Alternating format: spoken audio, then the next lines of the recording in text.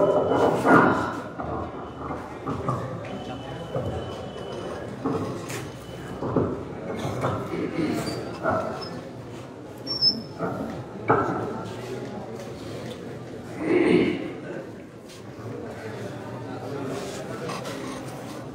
عليكم ورحمة الله وبركاته. إن الحمد لله نحمده ونستعينه ونستغفره ونعوذ بالله من شرور أنفسنا ومن سيئات أعمالنا. من يهد الله فلا مضل له ومن يضلل فلا هادي له. وأشهد أن لا إله إلا الله وحده لا شريك له وأشهد أن محمدا عبده ورسوله.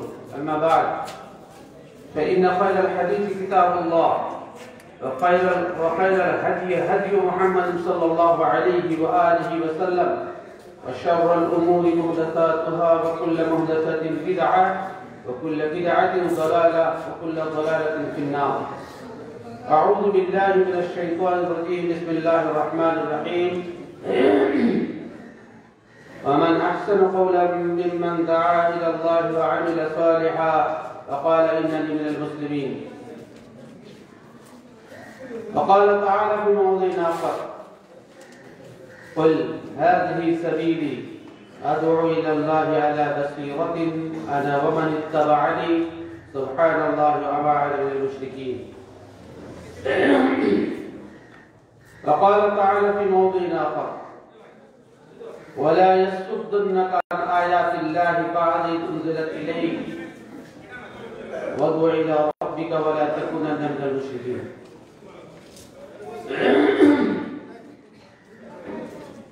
সম্মানিত সভাপতি, সম্মানিত সঞ্চালক, উলামায়ে কিরাম, উপস্থিত দিনের প্রতি ভক্তি এবং আস্থা জ্ঞাপনকারী প্রতিশ্রুতি মণ্ডলী,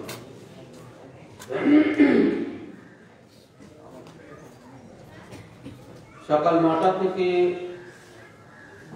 মাঝে মধ্যে স্বল্প বিরতির মধ্য দিয়ে পশ্চিম বাংলার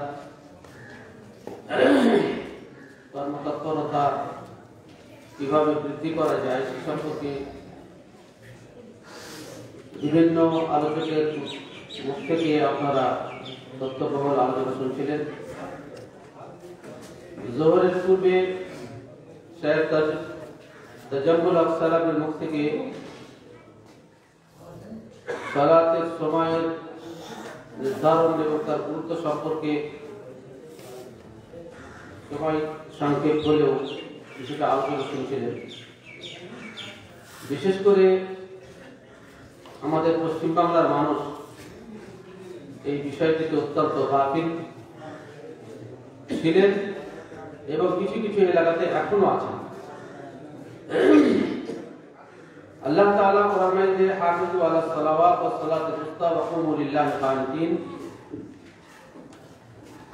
এর নির্দেশ দিয়েছেন যে সালাতের হেফাজত করো। এতে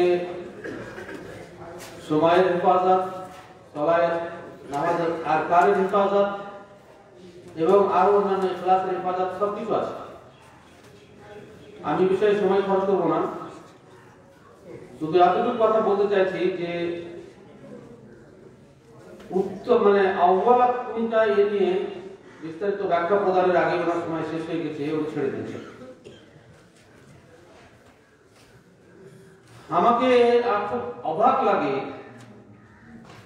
আমরা যারা মুসল্লি আছি তাদের আচরণ দেখে, যে আমাদের ঈমানের অন্যতম বৈশিষ্ট্য হচ্ছে যে আল্লাযিনা ইউমিনুনা বিল গায়ব, আল্লাহ এবং তার রাসূল সাল্লাল্লাহু আলাইহি ওয়াসাল্লামের কথা যারা না দেখে বিশ্বাস করে, বাস্তবে মিলছে না, হিসেবে অঙ্কে মিলছে না, এরপরেও আল্লাহ এবং তার রাসূল যেহেতু বলেছেন তো তার বাস্তবতা আছে, আমল করতে হবে, এটা হচ্ছে বাস্তবতা। না হলে মিরাজের ঘটনা কোনোদিনই বৈজ্ঞানিক হিসাব দিয়ে বৈজ্ঞানিক পদ্ধতিতে তা পরিমাপ করতে পারবে না। অথচ আবু বকর রাদিয়াল্লাহু তাআলা বলেছিলেন যে আল্লাহ রাসূল যদি বলে থাকেন যে তিনি রাত্রে সামান্য সময়ের মধ্যে আকাশে গেছেন, এতগুলো কাজ করেছেন, ফিরে এসেছেন, তখন অজুর পানি পড়ছিল, শিকল তখন নড়ছিল, এটা কি বিশ্বাসযোগ্য? কিন্তু রাসূল বলেছেন সেটা বিশ্বাস করতে হবে। আল্লাযীনা ইউমিনুনা বিল গায়ব।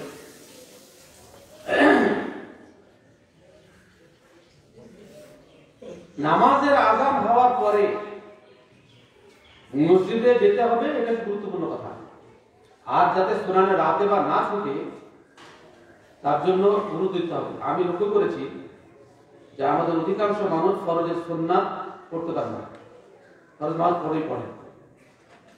আর একটু ঢিলা মশলা আছে, ঢিলা মশলা মানে তুমি আর সাহাবীর দ্বারা ঘটেছিল, আল্লাহ পরে পড়ার অনুমতি দিয়েছেন। তাই দেখবেন যে ফরজের নামাজ হওয়ার পরে সব আসামের মতো দাঁড়িয়ে ফরজ সুন্নাত শুরু করছে। কিন্তু এই হাদিসে তাদের সামনে নাই যে রাকাত আল ফাজর খায়রুম মিনাদ দুনিয়া ওয়া ফিহা। ফজরের দুই রাকাত সুন্নাত ফরজের আগে পড়া দুনিয়া এবং যাবতীয় সম্পদের থেকে দাম বেশি। মানে ঢিলা মশলা আর দিনের ব্যাপারে আদে না, অর্থাৎ জায়েজ জিনিসটাকে গ্রহণ করবে আর দুনিয়ার ব্যাপারে সবচেয়ে উত্তম করবে। ট্রেন সিট ধরার জন্য, জানলার পাশে দেওয়ার জন্য আগে ছোটাছুটি করে, বিয়ের বাড়িতে আগে খাওয়ার জন্য আগে ছোটাছুটি করে, ভালো বিষয়টার জন্য আগে ছোটাছুটি করে, কিন্তু দিনের ব্যাপারে মিনিমাম টুকু খোঁজ করে। এটা হচ্ছে দিনের হিফাজত নয়, এটা দিনকে বরবাদ করে না। আল্লাহ রাসূল সাল্লাল্লাহু আলাইহি ওয়াসাল্লাম যেখানে বলছেন যে তিনটি কাজ দ্রুততার সাথে করো, তার মধ্যে একটা হচ্ছে নামাজের সময় হলে আগে নামাজ পড়ো, সব ছেড়ে দাও। কারণ পরবর্তী মুহূর্তে তুমি জীবিত থাকবে, এর ঠিক আর কি নিশ্চয়তা আছে? তোমার উপর একটা ফরজ কাজ আল্লাহর তরফ থেকে এলো, আর তুমি সময়ের দিকে তাকাচ্ছ 3 ঘন্টা পরে শেষ সময় পড়বো, এটা কি মহিলার কাজ না আগে করতে হবে সেটা? সেজন্য আউয়াল টাইম হচ্ছে এটা যে আযান হয়েছে, সুন্নাত পড়ার পর নামাজ পড়তে হবে। তিলকা সালাতুল মুনাফিকি ইয়াজলিসু ওয়া ইয়াকুমুশ শামস হাত্তা ইযা সাররাত ওয়া কানাত বাইনা কারনাই শাইতান কামা ফানাকারা আরবা'আন লা ইয়াযকুরুনাল্লাহা ফিহা ইল্লা কালিলা। আল্লাহ তো বলেছেন এটা মুনাফিকের সালাত। ও বসে বসে সময়ের অপেক্ষা করে, দেখছি যে এখনো তো সময় আছে, এখনো তো আছে, পড়লেই তো হলো। আর সূর্য যখন হলুদ হয়ে গেছে, ডুববার সময় দিয়েছে, তো উঠে ফাটাফাট করে দিল। একটা সময় দিয়ে নামাজ পড়াতে গুরুত্ব, আর শেষ সময় গিয়ে হুটপাট করে সময় পালিয়ে এসে আসল সময় এই দুটোর মধ্যে সবার দুই নামাজ সমান। আহলে হাদিসের বক্তব্য কি সব কেন? একজন সাহাবী জামাত ছুটেছিল, যেটা হাদিসে বর্ণনা করা, একজন সাহাবী জামাত ছুটে গেছে। জামাতের পরে তিনি হাজির হয়েছেন, রাসূল কারীম সাল্লাল্লাহু আলাইহি ওয়াসাল্লাম বলেন মান ইয়াতাসাদ্দাক আলা হাদা, হাদা রাজুল, এই ব্যক্তি যদি সদকা করবে, মানে একে সাথে দিয়ে জামাতের সহজের চেষ্টা করবে। এটাই হচ্ছে আহলে হাদিসের দলিল, দ্বিতীয় তৃতীয় চতুর্থ নামাজ জামাত, এছাড়া দ্বিতীয় কোনো দলিল নাই। আল্লাহ রাসূলের যুগে দ্বিতীয় জামাত হয়েছে, এর যদি একটা দলিল দিতে পারেন এই হাদিস ছাড়া যত আলেম ওলামা আছেন চ্যালেঞ্জ করছে। দ্বিতীয় তৃতীয় চতুর্থ জামাত হয়েছে, একটা দলিল দেন এই হাদিস বাদ দিয়ে গোটা হাদিসের সমুদ্র। কিন্তু না, লোকের কাছে পড়বা হয়ে গেছিল, একটা জামাত ছুটে গেছিল, আরে ছুটে ছিল কোনো কারণে, আপনি ইচ্ছা করতে ছাড়ছো দ্বিতীয় তৃতীয় জামাত করার জন্য, এটা কুশলীয়। সেজন্য এই হিলামতে যাবেন না যে কোনটা আউয়াল আর কোনটা দ্বিতীয়, তারপরে আধ ঘন্টা পরে শুরু করবেন, এরপরে শুরু করবো, এই ফেতনাতে যাবেন না। আমার সময় হয়ে গেছে, দ্রুততার সাথে পড়েন। বিশেষ কোনো কারণ ছাড়া নামাজ বিলম্ব করা এটা আল্লাহ ভুল লোকেদের কাজ না, এটা পরিষ্কার কথা। আর আমি কোনো কথা বলবো না বিষয়। আলহামদুলিল্লাহ, আল্লাহ তাআলা সব যুগে যেহেতু দিনের হেফাজতের দায়িত্ব আল্লাহ নিয়েছেন, আর আল্লাহ যে কাজ করেন মাধ্যমেই করেন, সরাসরি জমিনে এসে মাটিতে চাষ করেন না, বা আরো অন্য কোনো বিল্ডিংও তৈরি করেন না। অথচ আল্লাহ তাআলা নিজে বলেন আল্লাহু খালাকাকুম ওয়া মা তা'মালুন, তোমরা যা আল্লাহ তোমাদেরকে সৃষ্টি করেছেন, তোমাদের কাজকেও সৃষ্টি করেছেন। কোরআনে আল্লাহ নিজে বলছেন যে আল্লাহ তোমাদেরকে সৃষ্টি করেছেন আর তোমাদের কাজকেও সৃষ্টি করেছেন। সূরা নাহলে আল্লাহ তাআলা বলেন ওয়াল খায়লা ওয়াল বিগালা ওয়াল হামিরা লিতারকাবুহা ওয়া ইয়াখলুকু মা লা তা'লামুন। ঘোড়া, গাধা, খচ্চর এটা আমি তৈরি করেছি। হ্যাঁ, এতে তোমরা মানে আগে ঘোড়াতে চড়ে, গাধাতে চড়ে, খচ্চরে চড়ে মানুষ এক দূরে, হ্যাঁ, তাহমিল আসসালামু আলাইকুম বালিহি, ওরা শব্দ হচ্ছে যে তোমরা যে জায়গায় মাল পৌঁছাতে পারবে না, এই সমস্ত বাহনের মাধ্যমে তোমরা সেই জায়গায় মাল নিয়ে যাও। আল্লাহ তাআলা বলেন এর পিছে চড়ে তোরা যাবে ওয়াজিনা, আর এটা গৌরবের বিষয়। কোন মানুষের বাড়ির দরজায় গাড়ি থাকা যখন গৌরবের বিষয়, তো সেকালে কোন মানুষের বাড়িতে বাড়ির দরজায় ঘোড়া থাকলে এটা তো গৌরবের বিষয় ছিল। আল্লাহ বলেন এটা সৌন্দর্যের বিষয়। তারপর আল্লাহ হাতে ব্যবহার করছেন ওয়াইয়াখলুকু মা লা তা'লামুন, এমন এমন বাহন আল্লাহ তৈরি করবে যার পরে জানো না। আল্লাহ কি তৈরি করছে নাকি? যত সব ঘোড়া গাড়ি, যত সব গাড়ি ঘোড়াছে, প্লেন তৈরি হচ্ছে, এটা আল্লাহর সৃষ্টি। আল্লাহ মানুষকে বুদ্ধি দিয়েছে, এটা আল্লাহর সৃষ্টি। আমি যেটা বলতে চাইছি সেটা হচ্ছে যে আল্লাহ দিনকে তো সরাসরি নিজে এসে রক্ষা করবেন না। আল্লাহ এখন মানুষ সৃষ্টি করবেন যাদের মধ্যে আল্লাহ তিনি দিনের হেফাজত করবেন। সাহাবায়ে কিরাম রাদিয়াল্লাহু আলাইহিম আজমাইনকে বলেছেন সূরা মুহাম্মদের শেষ আয়াত, ওয়া ইন তাতাওয়াল্লাউ ইস্তাবদিল কওমান গায়রাকুম সুম্মা লা ইয়াকুনু আমসালাকুম, তোমরা যদি মুখ ফিরিয়ে নাও, কর্তব্যে গাফিলতি করো, অবহেলা করো, তো তোমাদেরকে বদল করে দিয়ে তোমাদের পরিবর্তে এমন লোককে নিয়ে আসবো যারা তোমাদের মতো হবে না, তারা বেশি কাজ করবে। আল্লাহ পথে মানুষকে আল্লাহর পথের দিকে আহ্বান জানানো, এটা আল্লাহ নিচে সার্টিফিকেট দিয়েছে যে মানুষ যত প্রকার কারবার করতে গিয়ে যত কথা খরচ করে, আমরা কেউ ব্যবসা বাণিজ্য চলকানোর জন্য কথা খরচ করি, কেউ আরো অন্য কত কথা খরচ, কথা তো রোজ আমরা বলছি, কত কথা বলছি তার হিসাব কিতাব নাই।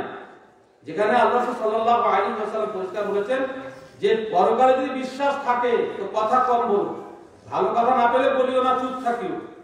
মান কানা ইউমিনু বিল্লাহি ওয়াল ইয়াউমিল আখির ফালইয়াকুল খায়রান আও লিয়াসমুত।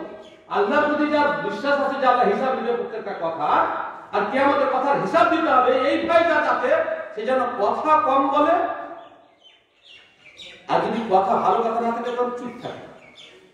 কিন্তু আল্লাহ বলছেন যে কথা মানুষকে সঠিক পথে আনার জন্য, আল্লাহর পথে আনার জন্য খরচ করবে, এটা হচ্ছে সর্বোত্তম কথা।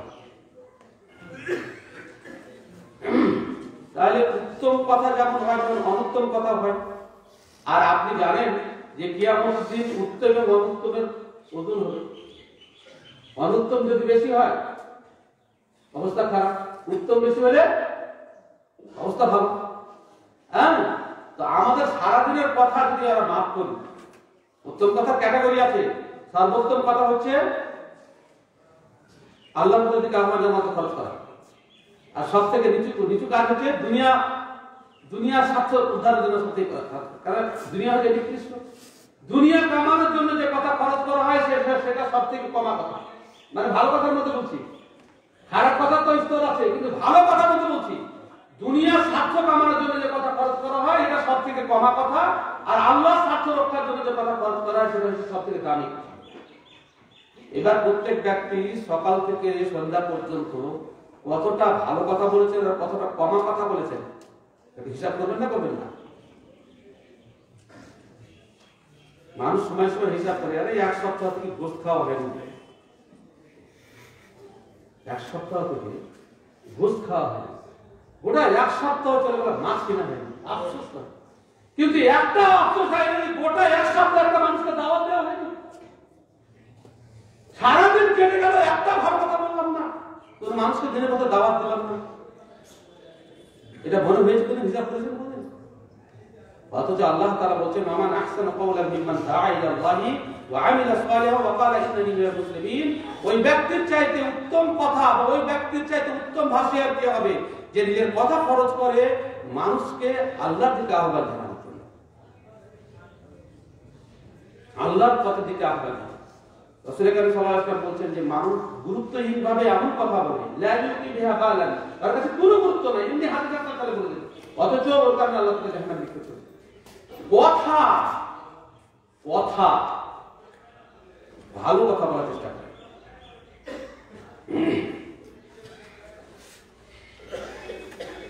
আল্লাহ তাআলা সূরা ফুরকানে কোরআন মাজিদে একটা নাম আছে আমানত।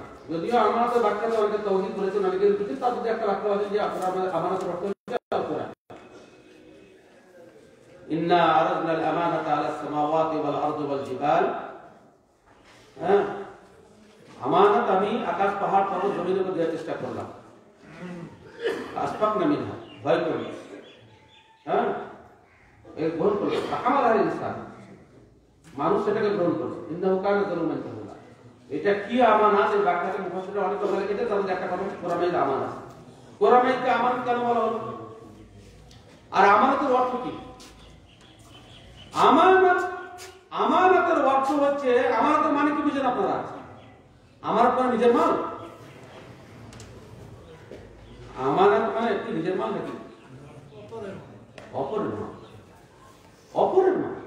তাহলে আপনার সত্যি ভাবতে, আপনার কাছে যদি কোনো সত্য কথা থাকে তারপর বলতে থাকতে হবে। আপনি যতক্ষণ অন্যের কাছে ট্রান্সফার না করছেন, আপনি আমানতের দায় মুক্ত হচ্ছেন। আর যে ব্যক্তি আমানতের খেয়ানত করে সে মুনাফিকের অন্যতম। তার শাস্তি শুনেন।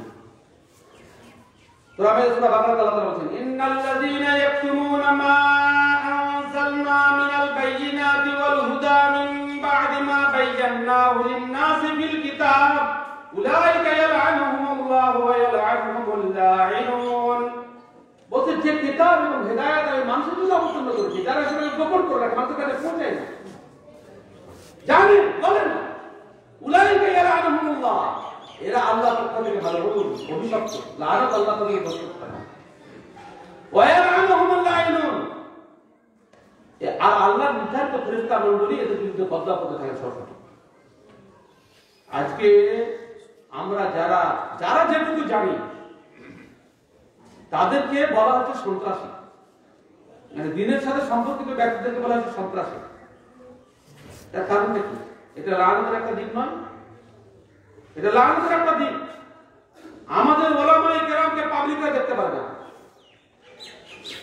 এটা লানতের একটা দিক।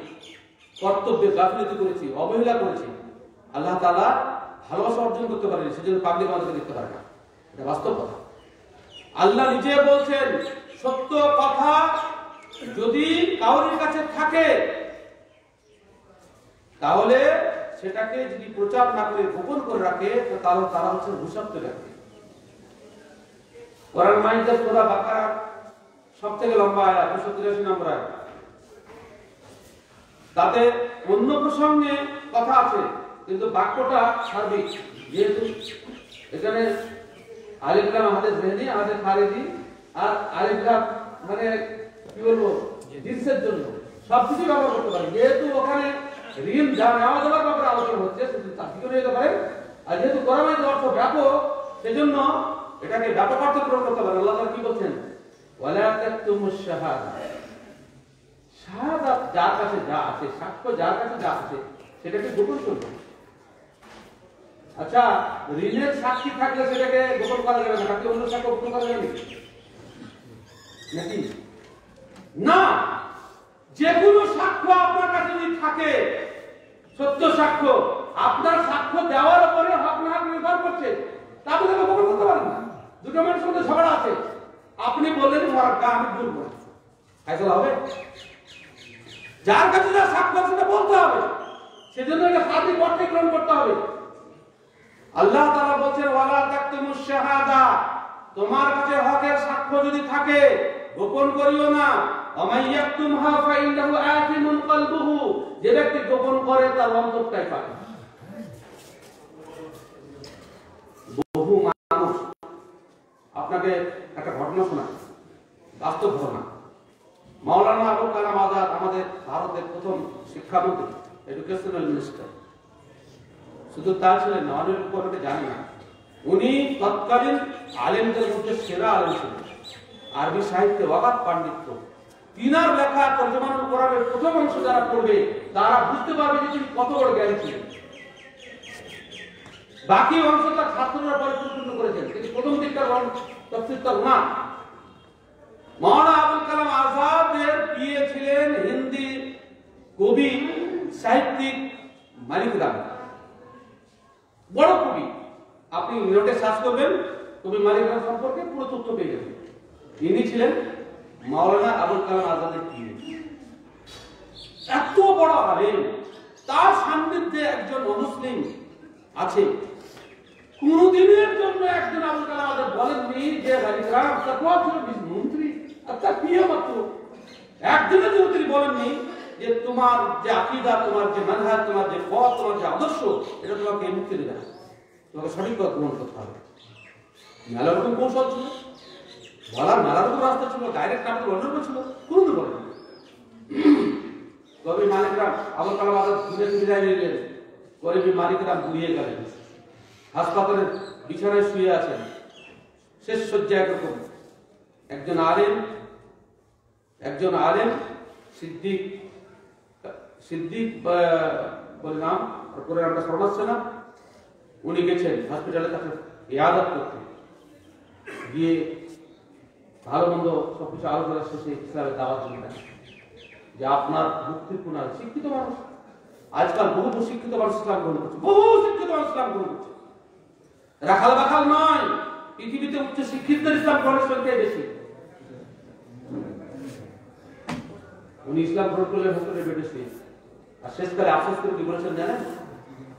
যে আমার দুঃখ হচ্ছে যে ভারতের সবচেয়ে শিক্ষিত ব্যক্তি, যে শিক্ষামন্ত্রী শুধু নয়, আমার কাছে সবচেয়ে শিক্ষিত ব্যক্তি, তার আমি প্রিয় থাকলাম এতকাল যাবৎ, একদিনের জন্য আমাকে বলেননি যে ইসলাম ছাড়া আমার মুক্তি নেই।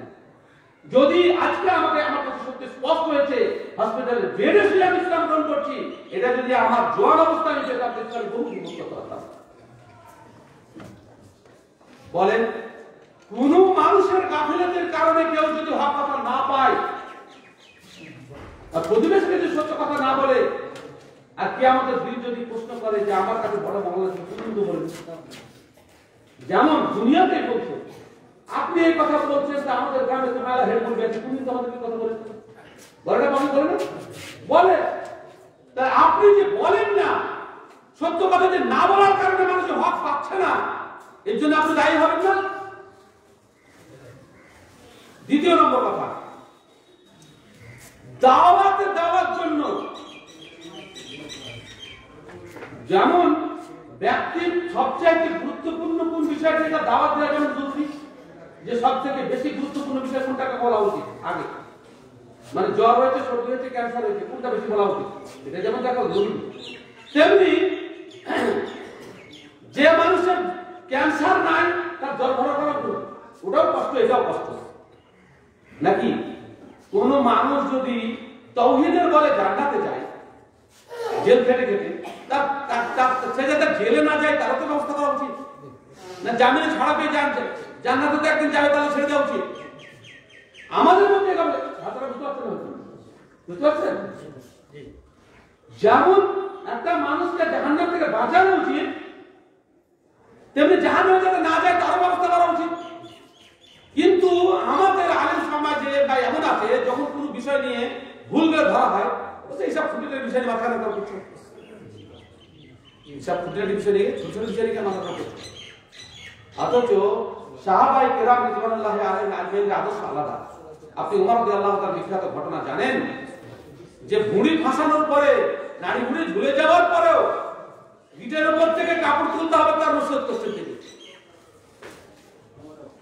আমাদের দিবসে গুরুত্ব দেওয়া উচিত। দ্বিতীয় নম্বর কথা হচ্ছে যে আমাদের উম্মতের শুধু আলেম নয়, প্রত্যেকটা ব্যক্তির উপরে দাওয়াত ফরজে আইন। ফরজে আইন কাকে বলেন? মৌলবীরা আমার সাথে একমত হবেন না। ফরজে আইন মানে প্রত্যেকটা মুসলিমের উপরে দাওয়াত দেওয়া বাধ্যতামূলক, যেমন নামাজ পড়া বাধ্যতামূলক। ফরজে আইন যেমন প্রত্যেক ব্যক্তির নামাজ পড়া ছাড়া বক্তব্য নয়, খালি মৌলবী সাহেব পড়ে নেবে, আমাদের কিছু দেশে আছে ওই আজান দিব, ওই পড়ে নেবে, গ্রামের লোক মানে শুধু ঈদের দিন আসবে, এটা ভেবে গেছে ওইরকম। প্রত্যেক ব্যক্তির উপরে দাওয়াত দেওয়া, যার উপরে কালিমার দাওয়াত, যে কালিমা পেয়েছে তাকে ও কালিমার দাওয়াত, এবং যার কাছে যতটুকু কথা আছে সেটা অন্যকে পৌঁছানো বাধ্যতামূলক। আল্লাহ তাআলা নিজে বলছেন সূরা ইউসুফের 108 নম্বর আয়াতে, ওয়াল হাযিহি সাবিলি আদউ ইলাল্লাহি আলা বাসীরাতিন আনা ওয়া মান ইত্তাবা'আনি সুবহানাল্লাহি ওয়া মা আনা মিনাল মুশরিকিন। আপনি ঘোষণা দিলেন নবী, আমি এবং আমার উম্মতের একটাই আদর্শ, আল্লাহর পথের দিকে আহ্বান জানানো। আমানিত্তাবা'আনি, এতে কেউ বাদ আছে?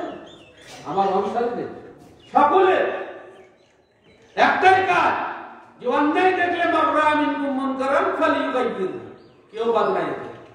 অন্যায় দেখলে তাকে অন্যায় প্রতিরোধ করার, বন্ধ করার চেষ্টা করো। যারা দাওয়াতের কাজ করেন এরা উপমা খুব সুন্দরভাবে দিয়েছে। যে দাওয়াত কিছু লোকের জন্য কিছু লোক করলে হবে তখন যখন পরিস্থিতি স্বাভাবিক থাকে। এই যখন পরিস্থিতি সমাজ একদম বিগড়ে যাবে তখন প্রত্যেক জানা ব্যক্তির দাওয়াত করা বাধ্যতামূলক। তার উদাহরণ দিচ্ছে যে 10টা লোক ডুবছে আর পাহাড়ে বসে আছে 3টা লোক, কি করবে? বাবা দৌড়তে হবে দেখে তোলাবার জন্য, কিংবা 10টা লোক ডুবছে 10টা লোক বসে আছে, দেরি করে তো ডুবে যাবে, তারপরে 10 জনকে তোলাতে হবে। কিন্তু যদি দেখা যায় যে মাত্র ডুবছে 3 জন লোক আর 10 জন বসে আছে, যে কোনো 3 জন গেলে 4 জন গেলে হবে। সমাজের পরিস্থিতি কি এখন? ওই সব ডুবছে আর 10 জন লোক বসে আছে না কিরকম অবস্থায় আছে? আমার তো মনে হয় না যে ঘুমাবার সময় আছে আপনার। এমন এমন গ্রাম আছে, আমরা আলেমরা তো রেল লাইন কেন্দ্রিক, ন্যাশনাল হাইওয়ে কেন্দ্রিক, যোগাযোগ কেন্দ্রিক আলেমরা। যেখানে যোগাযোগ নাই, যেখানে খাবার হবে না সেখানে তোমরা যাবো না, এটা তো বাস্তব। এমন এমন গ্রাম আছে যেখানে আলেম পৌঁছায় না, আলেমই নাই। গ্রামের মুন্সি চালাতেন সারা জীবন ধরে, একজন আলেম নাই। আমাদের মালদা মুর্শিদাবাদকে ছেড়ে দেন, গোটা পশ্চিম বাংলায় এমন এমন এলাকা আছে গোটা জেলাতে একটা আলেম নাই। হাওড়া জেলাতে আপনি একটা আলেম খুঁজে পাবেন না, বাইরে থেকে গিয়ে মেমোরি করছে সেটা কথা না, লোকাল একটা আলেম নাই। হুগলিতে একজন না দুজন হয়েছে, আলেমই নাই। খুব কলকাতাতে একজন আলেম নাই, মেদিয়াপুরে একজন আলেম নাই। আইন বাচ্চা চলে গেছেন, পরবর্তী দ্বিতীয় আলেম তৈরি হয়নি। ওনার বেটা নাসরুল বাদী আলেম পাস করে সরকারি চাকরিতে ঢুকিয়ে দিয়েছে, নিউ সরকারি চাকরিতে ব্যস্ত আছে, দ্বিতীয় হচ্ছে কোনো আলেম না। এমন এমন অবস্থা। তাহলে এই সমস্ত মানুষদেরকে হকের পথে দাওয়াত দিবে কে? কারওয়ানা গ্রামের কথা বলছি। কারওয়ানা গ্রামে এই নিয়ে বোধ হয় তৃতীয়বার আসা হলো। একবার আল্লামা মুফতিউর রহমানের সাথে সাক্ষাৎ করার জন্য ছিলাম, একবার জলসাতে এসেছিলাম, আর তৃতীয়বার তোমাকে বলতে হবে গ্রামের লোকের সাক্ষাৎ করে আমার মনে থাকে না। এই ব্যাপারে আমার সাথে কিছু দুর্বল, কোথায় কোথায় গেলাম সব মনে থাকে। আমি বলছিলাম আমাদের মাওলানা সালাম সাহেবকে যে দাওয়াতের ময়দানে কাজ পাচ্ছেন না, কোরআন মাজিদে শুধু নামাজের হুকুম এসছে নাকি, আর কোন কিছুর হুকুম আসেনি? গ্রামে ঢুকছি তো রাস্তার দুপাশে শুধু মহিলা আর মহিলা আর মহিলা আর মহিলা।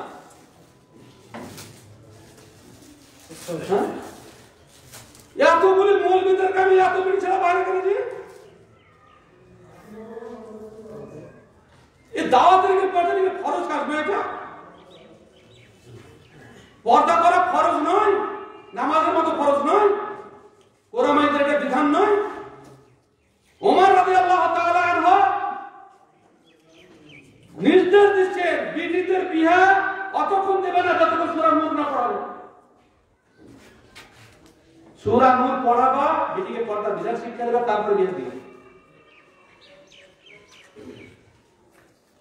কি আলেমদের কি ফতোয়া আছে? পর্দা না করলে জান্নাত যাবে? কত কঠোর বিধান, কত কঠোর বিধান। কোরআন মাজিদ সূরা নূর পড়ে আপনি পাগলা হয়ে যাবেন, মাথা খারাপ হয়ে যাবে।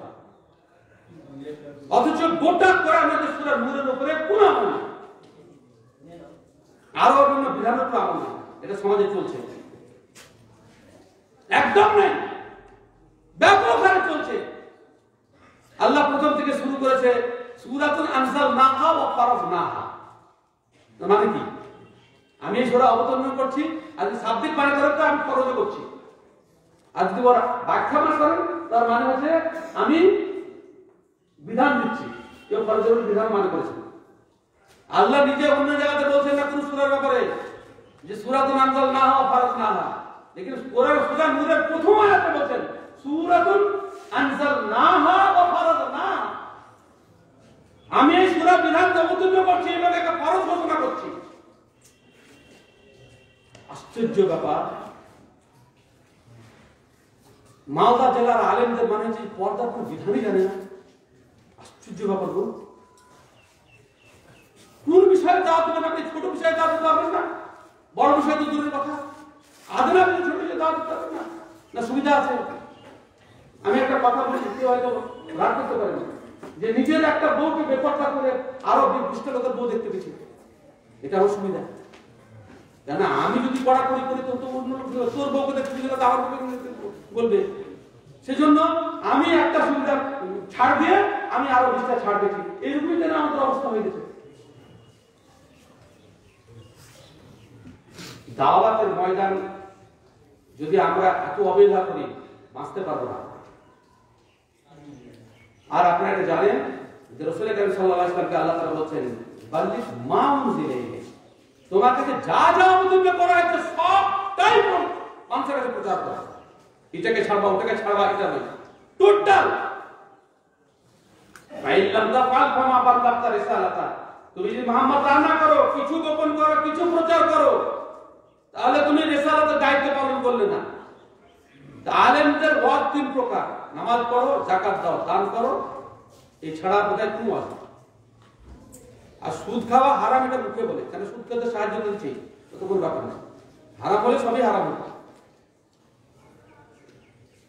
আমাদেরকে মানুষকে সচেতন করতে হবে, আমরা আল্লাহর আযাব থেকে রক্ষা করতে হবে।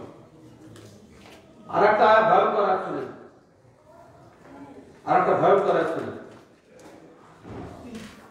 ওলামায়ে কেরাম ভালো করে শুনে জানেন, যে ওয়ারাসাতুল আম্বিয়া বলতে তারা ভালো শুনে, সূরা কাসাসের সম্ভবত 86 নম্বর আয়াত।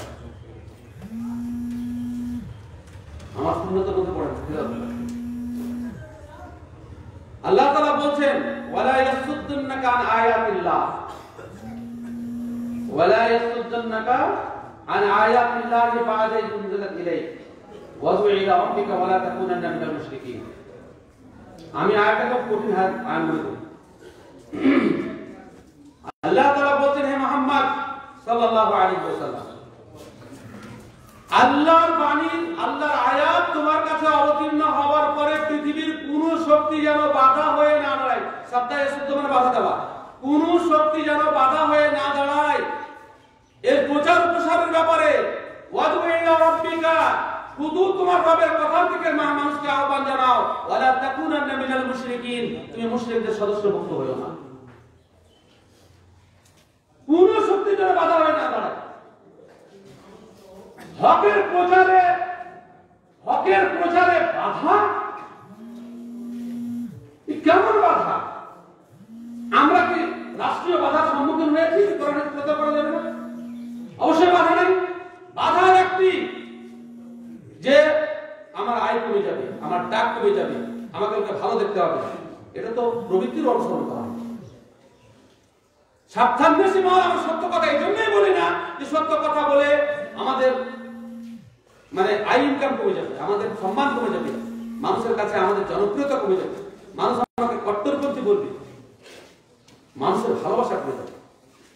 এই ব্যাপারে আল্লাহ তাআলা মুহাম্মদ সাল্লাল্লাহু আলাইহি ওয়াসাল্লামকে সতর্ক করেছেন। আতাকশান নাস, এর মানে কি? আতাকশান নাস ফাল্লাহু আহাক্কু আন তাকশা, মানে মানুষকে ভয় করছে, তার মানে কি? মারেন ভয়, মানুষের কাছে কিছু হারানোর ভয়, মানুষের কাছে অসম্মানের ভয়, মানুষের কাছে পিটনের ভয়, সবকিছু ভয় আছে। আল্লাহ কি বলবে তার কথা প্রচার না করার জন্য আমি আল্লাহর প্রতিনিধি, আল্লাহ আমাকে সৃষ্টি করেছেন, কুনতুম খায়রা উম্মাতিন উখরিজাত লিন-নাস তা'মুরুনা বিল মা'রুফ ওয়া তানহাউনা 'আনিল মুনকার। এই উদ্দেশ্যে আমার জন্ম, আমার উত্থান, আর আমি সেটাকে প্রচার করলাম না, প্রচার করলাম না, মানুষকে বললাম। এটা কত বড় অপরাধ! কিতমান ইলম, সঠিক জ্ঞানের কথা গোপন করা, এটা কাবীরা গুনাহ, কাবীরা গুনাহ। কোন কথা, সত্য কথা গোপন করার অধিকার নেই। এই ব্যাপারে প্রচুর আয়াত হাদিস আছে, সেটা বলে আমি আমার সময় খরচ করতে চাইছি না। আমি শুধু দাওয়াতের গুরুত্ব বোঝাবার কারণে আপনাদেরকে তার জন্য এই কতগুলো কথা বললাম। একটা কথা মনে রাখবেন যে দাওয়াত এর স্বভাব, এর নেকি মানুষ যদি জানতো তাহলে দুনিয়া ছেড়ে দিত, যেমনটা সাহাবায়ে কেরাম করেছে। আপনাদের অবগতির জন্য বলছি যে 1 লাখ 24,000 কিংবা 44,000 সাহাবায়ে কেরাম আল্লাহ সাল্লাল্লাহু আলাইহি ওয়াসাল্লামের বিদায় হতে 14 মাস ছিলেন, বেঁচে ছিলেন।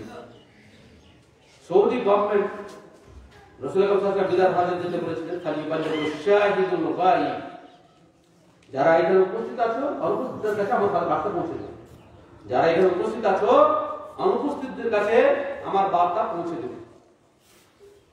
সৌদি গভর্নমেন্ট প্রতিষ্ঠিত হওয়ার পরে একটা উদ্যোগ নিলেন যে সৌদির মাটিতে কতজন সাহাবী কবর আছে যতটা চিহ্নিত করা সম্ভব। তো মাত্র 10,000 সাহাবী খোঁজ পাওয়া গেছে তাদের কবর সৌদির মাটিতে আছে। আমি সেখানকে আপনি ধরে 50,000 ধরে নিলাম, 40,000 ধরে নিলাম, খুঁজতে ভুল হয়েছিল। বাকি 1 লক্ষ সাহাবী কোথায় গেল? পরিষ্কার লিখছেন যে দাউদ কবির কাছে আল্লাহ সাল্লাল্লাহু আলাইহি ওয়াসাল্লাম বলে দিলেন যে ফালিবাল্লিগু শাহিদুল গায়ব, যারা উপস্থিত আছে অনুপস্থিতদের কাছে বাণী পৌঁছে দাও, তারা সারা পৃথিবীতে ছড়িয়ে পড়ে। নিজের দেশ ছেড়ে দিলেন, নিজের বাড়ি ছেড়ে দিলেন, যদিও এখন সম্ভব নয়। বাংলাদেশ আমাকে জায়গা দেবে না, পাকিস্তান জায়গা দেবে না, সৌদি জায়গা দেবে না, কিন্তু আমার দেশ, আমার পশ্চিম বাংলা মাতৃভূমিতে আমি যে এক প্রান্ত থেকে অন্য প্রান্তে দাওয়াত কাজ করতে পারি, মানুষের কাছে হকের বার্তা দিতে পারি, কোথায় অন্যায় আছে কোথায় দুর্বলতা করতে পারি, কাজ তো করা দরকার। আল্লাহ রাসূল সাল্লাল্লাহু আলাইহি ওয়াসাল্লাম যেখানে নির্দেশ ফালিবাল্লিগু শাহিদুল গায়ব, আমরা আরামের বিছানায় ঘুমাচ্ছি, একজন আলেমের পাড়া থেকে অন্য পাড়া যায় না, একজন বাড়ির লোক দেশে খারাপ লোক আছে তাকে দাওয়াত দেওয়ার জন্য করার চেষ্টা করে না। আমাদের এটা কি আমানত? এটা কি আমানত আমরা সদ্ব্যবহার করছি? যে সমস্ত মানুষ নামাজি মানুষ আছে নিজের ঘুমানো ব্যাটা ঘুমায় না, কষ্ট হবে, নিজের ব্যাটাকে ঘুমায় না, তোলায় না, নিজের ব্যাটাকে তোলায় না, বউকে তোলায় না, যুবক ছেলে সব ঠিক হয়ে যায়। আমি একটা ঘটনা অনেক জায়গায় বলেছি, আপনাদেরকেও বলছি, হয়তো রিপিট হচ্ছে, শুনে থাকতে পারি, যে কোনো জায়গায় ফজরে গেলে লোকেদের কি ভক্তি আছে নামাজ পড়তে দেয়, লোকেদের ভক্তির কথা বলবো। আমার তো ইচ্ছা নাই মা বাবা, আমি কোনোদিন আমাদের খানা ছিলাম না, আজও নাই, বরং আমি নিজেকে গোপন করার চেষ্টা করি যাতে মেমতি না করতে হয়।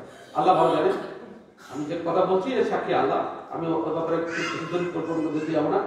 একটা কথা বলছি, সালাম ফেরার পরে দেখছি যে সব কটা মুসলিম বুঝানো, একটাও জোয়ান নেই। তখন আমি রসিকতা ছলে বলি, আল্লাহ তুমি এমন গ্রামে নিয়ে এসছো যেখানে সব লোক বাঁধা, যে ছেলে পেলে কিচ্ছু নাই। তখন ওই বুড়া লোকগুলো রেগে গিয়ে বলে, হ্যাঁ সব নানা কথা ছেলে বলছো, তোমাদের প্রচুর ছেলে পেলে আছে। তখন আমি আবার ঘুরে বলি যে আল্লাহ তুমি এমন লোকের ঔরসে ছেলেদের জন্ম দিয়েছো যার বাপরা জান্নাতে যেতে চাইছেন, ফজরের জামাতে এসেছে, আর জান্নাতে জাহান্নামে যাওয়ার জন্য রাখতে ধুনিয়েছে। কথাটা বাস্তব কিনা? যে লোকটা নিজের বেটাকে দাওয়াত দিতে পারে না, সে কাকে দাওয়াত দিবে? হ্যাঁ, যে বেটাকে দাওয়াত দেয় না, যে স্ত্রীকে দাওয়াত দেয় না, যে জামাইকে দাওয়াত দেয় না, নিজের অন্য কাউকে ভাইকে দাওয়াত দেয় না, সে ব্যক্তি অন্য দাওয়াতের কাজ করতে পারবে?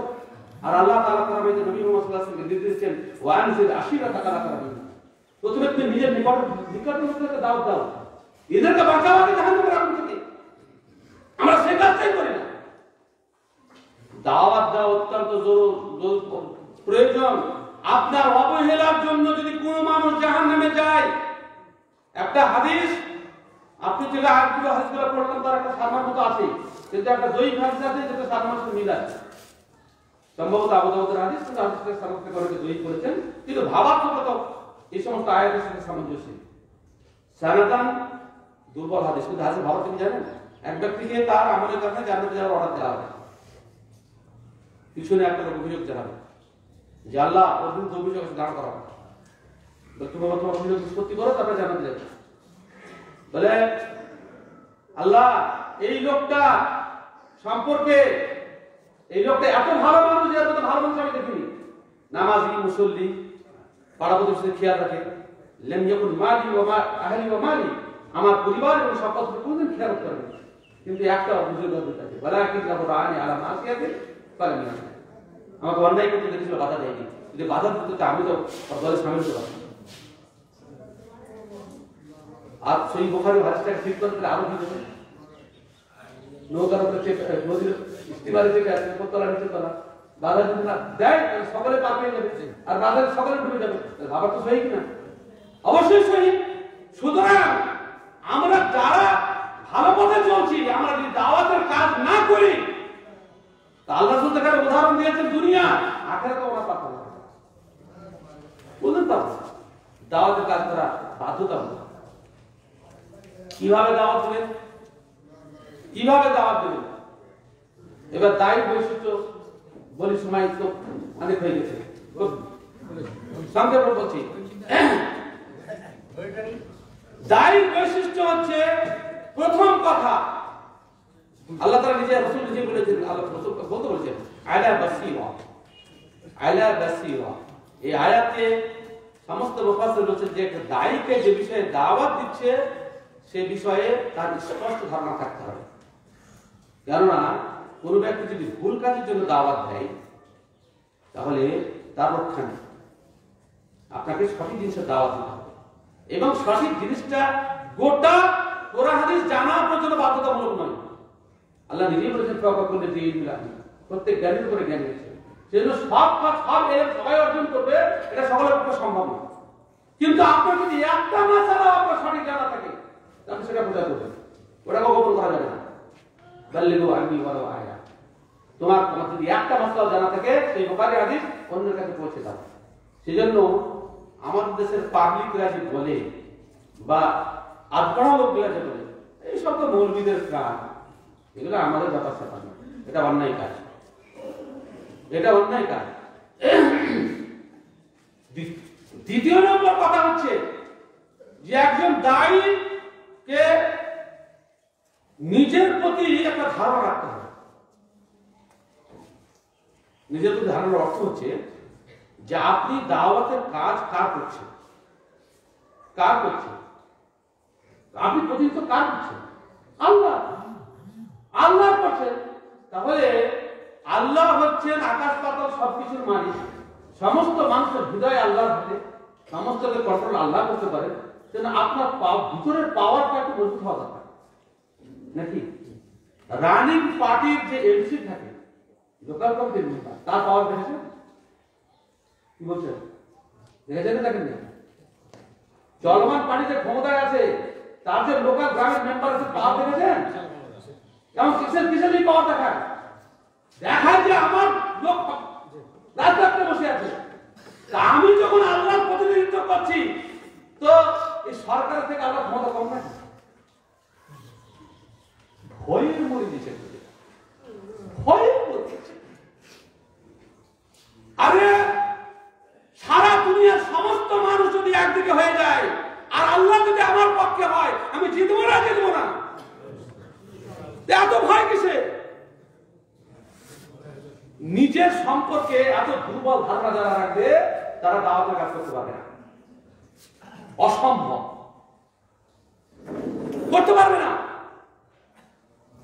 কোনদিন করতে পারবে আমি আল্লাহর প্রতিনিধিত্ব করছি আল্লাহ আমার হেফাজত করবেন এবং কিভাবে বলতে হবে তার আন্দাজও আল্লাহ নিজে কোরআনে বলে দিয়েছেন হ্যাঁ আমার আল্লাহ রক্ষা করবে আমি যখন আল্লাহর সন্তুষ্টির জন্য আল্লাহর জন্য কাজ করতে যাব তো দুনিয়ার যতই বড় দুষ্ট দুরাচার লোক করে রাখবো তো সারেন্ডার হতে পারবো লাল লাল তাকাও একসাথে আইও উপদেশ গ্রহণ করে ভালো হবে আর না ভয় চলবে এটা বাস্তব কথা যদি আল্লাহর সন্তুষ্টির জন্য কাজ করি কিন্তু আমরা পরিষ্কার বলছি যে এই কথা যদি বলি তো গান মঙ্গল কি বলবে মাসার সেক্রেটারি কি বলবে অমুক কি বলবে এটা ইমানের দুর্বলতা দাঁড়াতে কাজ করতে কি করবে এটা সম্ভব কোনদিন সম্ভব নয় আল্লাহ নিজে বলছেন আলাইসাল্লাহু বিকাফিন আবদা আল্লাহকে বান্দার জন্য একাই যথেষ্ট না সুতরাং আমাকে সাহস রাখতে হবে এবং নিয়ত এবং ইখলাসের মধ্যে স্বচ্ছতা রাখতে হবে যে আমি আল্লাহর সন্তুষ্টির জন্য কাজ করছি আল্লাহ আমাদের হেফাজতের মানে এবং এজন্যই আল্লাহ তাআলা আম্বিয়া কিরামের ঘটনা বারবার ঘুরে ঘুরে বর্ণনা করেছেন মুসার মতো অত্যাচার ফেরাউনের মতো অত্যাচার শাসনের কথা বলেছেন আর এই মুসা আলাইহিস সালামের জাতি যে দুর্বল ছিল কানুন দেশটাতে কোন ফিল আর সংখ্যা বলেছেন সে কথা আল্লাহ তাআলা বলেছেন এবং আল্লাহ তাআলা হারুন এবং মুসাকে ফেরাউনের কাছে পাঠাচ্ছেন তো বলছে যাও আর ওর কাছে গিয়ে নরম ভাষায় কথা বলো, ওয়াকুল লাহু কওলান লাইয়িনা লাআল্লাহু ইয়াতাযাক্কারু ওয়া ইয়াখশা।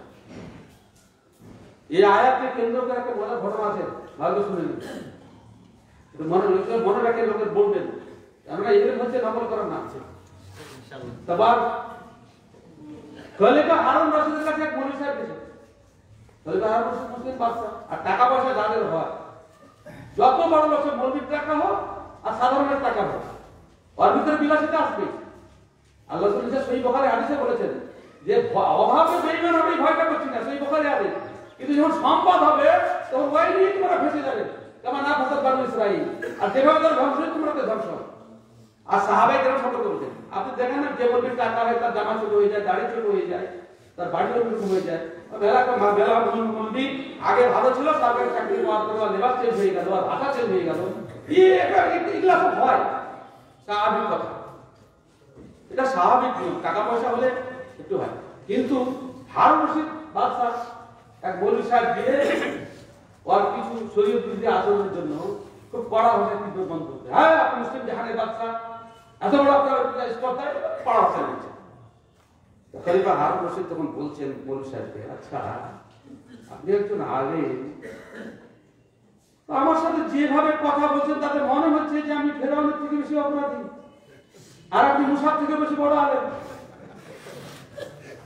আল্লাহ তাআলা মুসাকে বলছে ফেরাউন তো দুষ্টদের কাছে কথা করতে গিয়ে কুল আল্লাহ কওলান লাইয়িনা, নরম ভাষায় কথা বলেন, আর আপনি জোরে কথা বলছেন আমার সামনে, তাহলে আমি ফেরাউন মুসার থেকে বেশি অপরাধী, এই ফেরাউন থেকে বেশি অপরাধী, আর আপনি মুসার থেকে বড় আলেম। আমাদেরকে স্থান বিশেষে আমি আমার ছাত্রকে বলতে পারি, আমি আমার স্ত্রীকে বলতে পারি, আমার ছেলেকে বলতে পারি, আমার প্রতিবেশী যার কাছে দাপট তাকে বলতে পারি, যার সম্পর্কে আমরা রাদিয়াল্লাহু তাআলা ছেলেদের আদবের লাঠি উঠা লা তারফা আসাক আদাবান, তোমার আদবের লাঠি ছেলেদের হাত থেকে টেনে নিও না, আল্লাহ তো ছেলেদেরকে মাফ করবে, সেই মুসলিম হাদিস। সুতরাং যার কাছে দাপট চলবে তাকে হাত দিয়ে মারা ঠিক আছে, কিন্তু যার কাছে দাপট চলবে তাকে ঠান্ডাতে ভিজা দিতে হবে না, আপনি ভিজা বন্ধ করে দিন। কুল আল্লাহু কওলান লাইয়িনা লাআল্লাহু ইয়াতাযাক্কারু ওয়া ইয়াখশা। আমরা এই ভয়ে বলতে যাই না যে মেম্বার সাহেব, প্রধান সাহেব, রানিং পার্টির এমএলএ ওকে বলি কি করে, এই না বলে জং ধরে গেছে, জং ধরেছে। দাওয়াতের কাজ আপনাকে করতেই হবে, আল্লাহর প্রতি আস্থা রাখতে হবে, ভরসা রাখতে হবে। দ্বিতীয় নম্বর কথা, নিজে আমল করতে হবে, কোন মাসলা ব্যাপারে বলার আগে নিজে করে দেখান, সমাজের প্রতি যেন আপনার প্রতি আস্থা জন্মে। যেটা বাস্তব যদি হয়, বাস্তব না হতো তাহলে মৌলভী সাহেব আগে ভাগে করতো না। মৌলভী সাহেবরা খারাপ ভাষা নেবেন না, মসজিদে ঝাড়ু দেওয়ার নীতি আছে না, মসজিদকে গোলাম হিসাবে ব্যবহার করে সে কথা আলাদা। তুমি যারা চাকরি করো তারা গোলাম হিসাবে ঝাড়ু দেবে, ওটা আলাদা কথা, না ঝাড়ু দিলে বেতন দেবে না। কিন্তু যে সমস্ত মসজিদরা স্বাধীন আছে তারা পাবলিককে ঝাড়ু দিতে দেখতে খুব কম,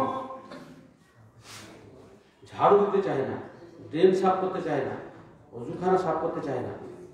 যখন আপনি পাবলিককে হুকুম দেবেন সেটা একটা গুনাহ, কিন্তু আমি যখন নিজে করতে তখন সেটা নেকির কাজ। আপনার হুকুম করার অধিকার নেই, আপনি সে কাজ নিজে করেন না। আল্লাহ রাসূল সাল্লাল্লাহু আলাইহি ওয়াসাল্লাম হুদায়বিয়া সন্ধি তো উপস্থিত আছেন। আপনি জানেন যে কাফেরদের তরফ থেকে বাধাপ্রাপ্ত হলে বা কোনো কারণে কেউ হজ ওমরা করতে গিয়ে রাস্তায় বাধাপ্রাপ্ত হলে সেখানেই এভাবে কাফের চলে যাবে, আর কুরবানি জানবার যেটাকে সেখানে জবাই করে দিলেন, মাথার চুল নাড়া করতে নাই ছোট করে বাড়ি ফিরে চলে যায়। এটা ইসলামের বিধান। তো হুদায়বিয়াতে 10 দফা চুক্তি হলো, আল্লাহ রাসূল ফিরে আসতে বাধ্য হচ্ছেন, সেখানে আল্লাহ রাসূল ইহরামের কাপড় খোলার নির্দেশ দিচ্ছেন এবং কুরবানি জানার জন্য মাথা চুল নাড়া করতে হচ্ছে। আবু বকরের মতো লোক তাই জোশে, সবসময় জোশে থাকলে হবে না। আমি এই জন্য একটা কথা বলি যে যিনি দায়িত্বে থাকেন তিনি যতদূর ভাবে, অধীনস্থ ব্যক্তিরা অতদূর ভাবে না। যিনি দায়িত্ব থাকেন তার যত দৃষ্টি দূরদৃষ্টি থাকে, যারা তার অনুসারী তাদের সে দৃষ্টি থাকে না। বাস্তব কথা, কিছু পাবলিক আছে নেতাদের উপরে খুব হুঙ্কার ছাড়ে, আরে দাঁড়া, ওটা বাড়ি চালাচ্ছে, সে হিসাব করে চলতে হবে। হ্যাঁ, দেখেন না বেটারা, আমি নিজে বলছি ছাত্র জীবনে এই ছোটবেলাতে মাঠে গরু চালাতে গেছি তো সকলের ভাত দিয়েছে, আর আমার কাছে চাল ভাজা। হ্যাঁ, মাথায় বাড়ি চলে, হ্যাঁ সবারই ভাত যায়, আর আমার কাছে চাল ভাজা। বাড়িওয়ালা তো বুঝে কোন কি করে চলতে হবে। আল্লাহ রাসূল নির্দেশ দিচ্ছেন, আর আবু বকর ওমর কে বলছেন আল্লাহ সুবহানাহু ওয়া তাআলা, আমরা কি হকের উপরে নই? অবশ্যই হকের উপরে আছি। তাহলে এই কি ব্যাপার, এই কেন চাপে পড়ে সব চুক্তি করে সাক্ষাৎ করা হচ্ছে? রাসূল সাল্লাল্লাহু আলাইহি ওয়াসাল্লাম ভাষা কি বলে জানেন? যে নবুয়তের পরে এত কঠিনতম দিন সাহাবাদের মধ্যে আমার অতিক্রম করে। সাহাবীদেরকে বলছি মানছে না। উম্মে সালামা বিবির সাথে ছিলেন, তাবুর ভিতরে গেলেন, নিয়ে বিবির কাছে বলছেন যে এই ঘটনা, কি করব আমি কোনো উত্তর দিশা পাচ্ছি না। এত সহজ সলিউশন দিলেন উম্মে সালামা, সেখান থেকে আমাদের জন্য শিক্ষণীয় বিষয় আছে।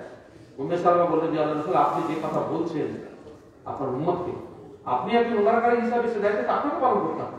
হ্যাঁ, তাহলে আপনার কাজ আপনি আগে করেন, করবেন আপনি আগে। আপনি পরদিন তাকে কেন আছে যে ওরা করবে, ওরা কখন করবে, কখন করবে, কখন করবে, ওরা করে না, ওরা করে না, ওরা করে না, ওরা করে না, এটা এটা আমাদের কথা। আরে তুমি করো না। আল্লাহ রাসূল যেমনই করলেন, তখন সাহাবারা ভাবতে পারলেন যেটা আল্লাহর হুকুম না হলে আল্লাহ রাসূল অন্ততপক্ষে ইবাদত করার সিদ্ধান্ত দিতেন না। সবাই তখন আর দ্বিতীয়বার পবিত্র করবেন। এখানে দুটো শিক্ষণীয় বিষয়। দায়ীকে কোনো ভালো কাজ নিজে আগে করতে হবে, তাহলে পাবলিক হুকুম দিলে হবে না। আপনি নিজে লেগে পড়েন, আপনি ড্রেন সাফ করতে পারেন, পাবলিক কোনো ড্রেন সাফ করতে দিবে? আপনার কাছে করতে লাগেন, তো করতে লাগে ভালো কাজ আপনি আগে করেন, তখন লোক আপনাকে অনুসরণ করবে। কিন্তু আমরা খালি স্টেজ থেকে ফুল ধরে ছড়াই, এই করতে হবে, ওই করতে হবে, তাই করতে হবে। দ্বিতীয় শিক্ষা এখান থেকে যে বিবির কাছে পরামর্শ নেওয়া উচিত। আমাদের বেটা ছেলেটা মনে করে মেয়ে ছেলে শুধু কিছু নাই, বিবি ভালো পরামর্শ দেয়। আপনার সফর সঙ্গী সারা জীবনের সাথে তাদের ভালো পরামর্শ দিয়ে নবী পরামর্শ নিয়ে জিতে গেলেন। বিবির কাছে ভালো পরামর্শ সেটা গ্রহণ করেন। মেয়েছেলের পর বুদ্ধি নাই কথা ভাববেন না। আমাদের সমাজে ঝামেলা এই জন্যই হয়, আর অভাবের জন্য হয়। আমি একটা কথা বলি যে আমার স্ত্রী লেখাপড়াই কম, কিন্তু আমি ওরকম স্ত্রী না পেলে আমার সংসার চলতো না। আমি যতটা মিনিমাম ইনকাম উপার্জনকারী ব্যক্তি, বাস্তব কথা, বাস্তব কথাই। সময় সময় বকুড়ে আমার কথা খালি আপনি ডিসকাস করছেন, একবার জিজ্ঞাসা করলেন না দরকার আছে।